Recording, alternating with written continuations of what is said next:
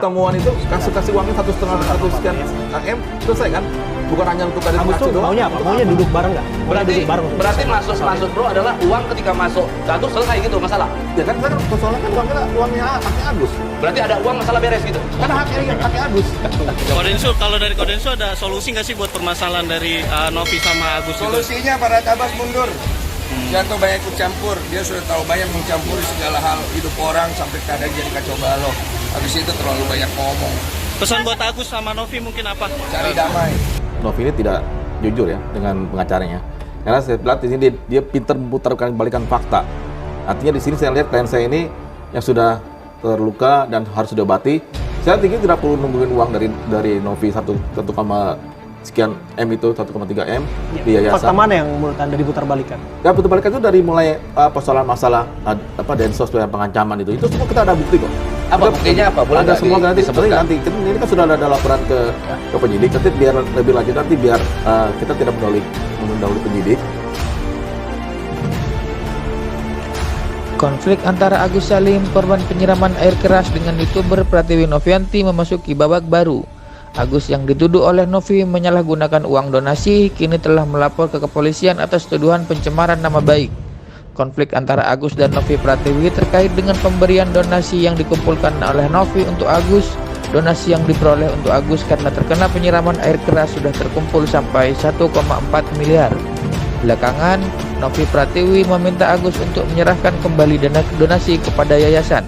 Hal ini menyusul dugaan bahwa Agus tidak transparan kepada Novi terkait penggunaan dana donasi tersebut. Dan semuanya terukur untuk penggunaan pengobatan Agus dan sebagainya. Bukan begitu Bang Alam. Jadi artinya di sini saya lihat bahwa ada suatu indikasi bahwa pertama kali itu percakapan dengan Novi dengan Agus itu ada suatu mereka berdua izin, ada artinya bahwa tahu rekening ini akan masuk ke rekeningnya Agus. Iya, betul. Jadi tidak dipersoalkan masalah nanti sumbangan ini, tidak dipersoalkan. Justru malah Novi membawa uang sendiri cash ke sana dan ada masuk ke rekening Agus. Tapi kan ini yang jadi persoalannya rekening yang berikutnya setelah podcast ini kan ada podcast nih. Oke. Kan podcast dari Densu. Masuk uang itu cukup besar. Oke, jadi rekening gendut itu yang kemudian menjadi persoalan. Nah, itu yang dipersoalkan. Kenapa? Kalau kita soal persoalan melihat di sini, yang penting legal standing dulu kita lihat. Oke. Dan tadi Anda bicara soal legal standing, dan saya akan dalamin itu. Kondisi ini membuat pihak Agus tak terima dengan melaporkan Novi ke kepolisian. Laporan yang disampaikan Agus untuk nama baiknya dilakukan ke Polda Metro Jaya pada 19 Oktober 2024. Ia melaporkan Novi dengan menggandeng pengacara bernama Farhad Abbas dan laporannya sudah diterima di Polda Metro Jaya. Kasus itu diregistrasi dengan laporan nomor LP-B-6330-10 angka Romawi _2024 Polda Metro Jaya. Bersamaan dengan laporan itu, Agus menyerahkan bukti berupa rekaman video dan tangkapan layar pesan WhatsApp. Pengacara Agus mengklaim bahwa Novi tidak berhak mengambil donasi yang sudah diserahkan ke Agus. Pasalnya, uang itu ditransfer langsung ke Agus, bukan lewat kuasa Novi. Laporan ini menyebabkan publik semakin menyoroti kasus Agus.